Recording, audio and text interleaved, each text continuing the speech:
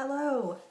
I am so glad that you have decided to take the summer edition of Paths of World Religions. Welcome to the class.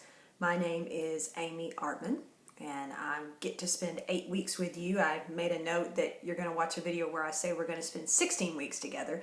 I use that in my regular classes during the semester, but we get to spend 8 weeks together.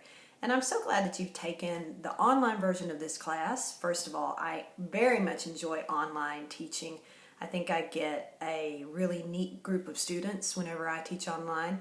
And I particularly enjoy teaching online this class in the summer because I always get very focused and determined students. You all are taking this class because you want to get this done.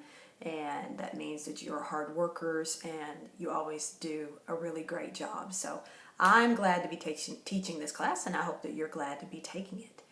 As I said, my name is Amy Collier Artman. Sometimes students are a little unsure about how to address teachers, so I just tell them. I like to be addressed in email or communications as either Dr. Artman or Professor Artman. Either one of those are fine with me, so now there doesn't have to be any awkwardness.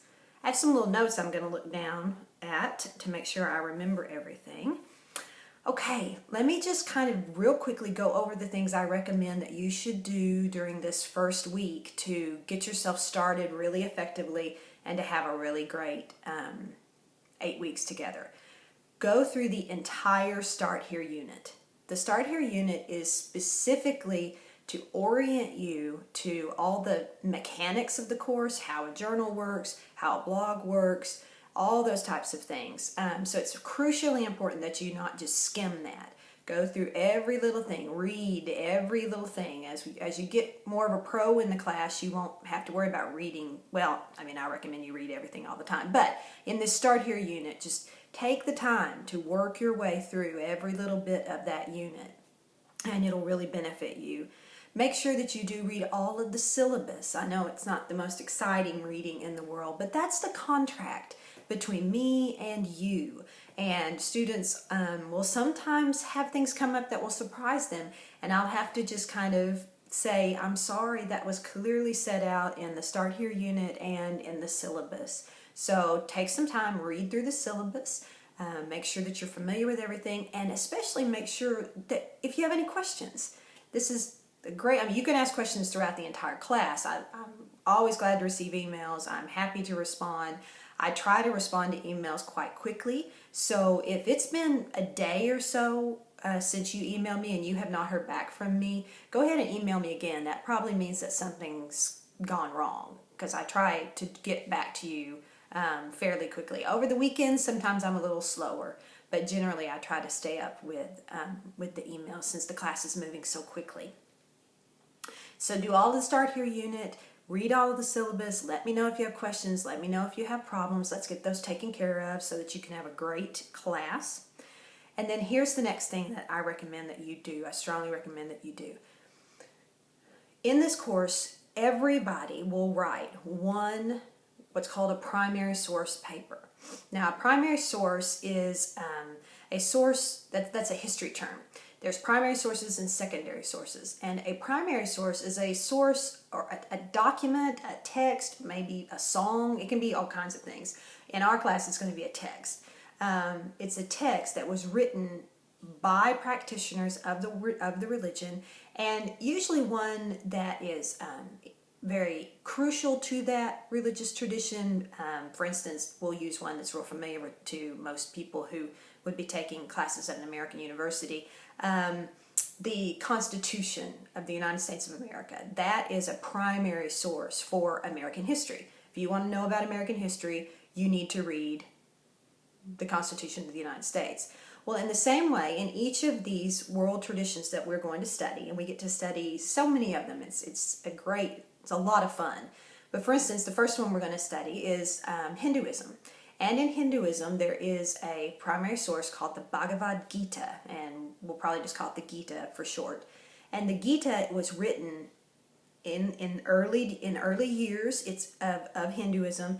It's a primary text in Hinduism. It's very beloved. It's very well known in Hinduism. It's played a great part in Hindu history. So that's a primary source. A secondary source is, for instance, your textbook. That's a source that comments on the religious tradition, for instance. Okay, so all that's to tell you that everybody is going to write one paper on a primary source. Some of you will write a paper on the Bhagavad Gita. Some of you will write a paper on the Buddhist legends. Some of you will write a paper on the Analects. This usually causes anxiety at the beginning of the semester. So I always like to say, don't be anxious. Students are always scared of this assignment, and students always enjoy it. It's always they end up telling me over and over and over again as I teach these classes, wow, that was fun. I really enjoyed reading that. I thought it was going to be boring, or I thought I wasn't going to like it, and that ended up being one of my favorite things. So take a deep breath. Everything's going to be okay. And here's what you need to do. You need to go into the left panel of Blackboard and find the little tab that says Primary Source Paper Assignments. You need to click on that, and you need to find your name under one of the Primary Source Paper Assignments. If your name does not appear in that list, you need to immediately let me know so that I can add that, okay? So the list will have the Bhagavad Gita, the Buddhist legends, and the Analects, and you're just split up alphabetically.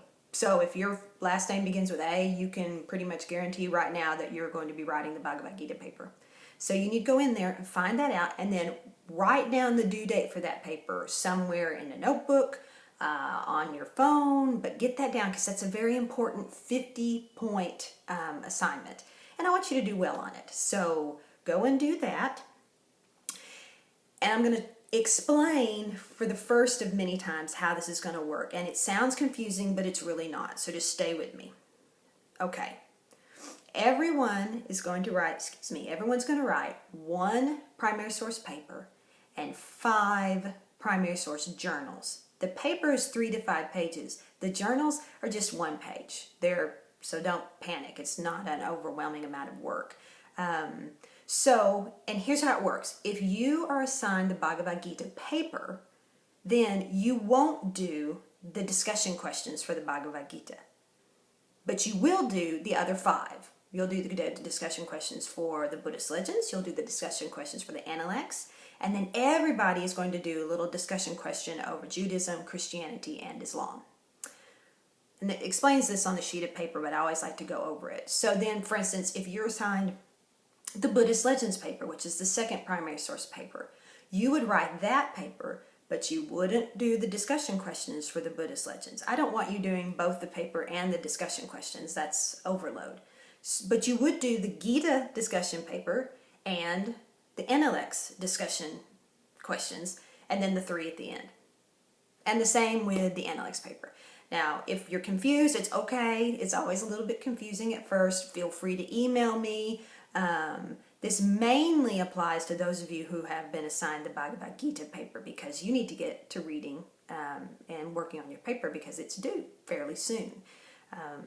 So that's the basics of the primary source papers. Not that big a deal. Once you get in there and work with it, it won't be nearly as confusing. I guess the only thing I have left that I want to say is just kind of my little online class speech, and here it is.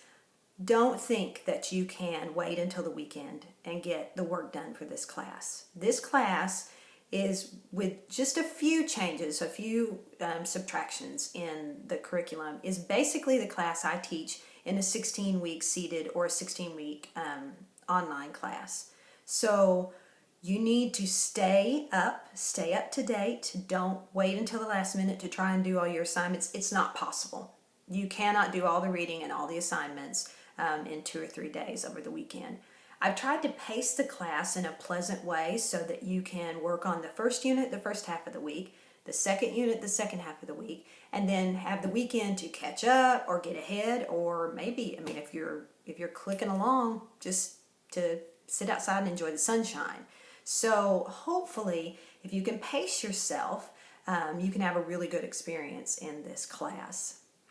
Please stay in touch. I enjoy interacting with students in this class. I'm more than happy to help. I'm sure if you have a question, I'll bet I've heard it before, and your questions help me because they help me make the class better. If there's something that's not clear, I need to know so that I can change that and make it more clear for the future.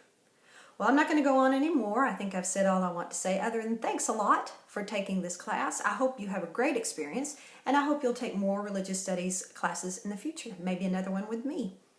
So I'm Dr. Artman, and I'll look forward to seeing you in the blogs and responding to you through email and just having a great 8 weeks together. Thank you.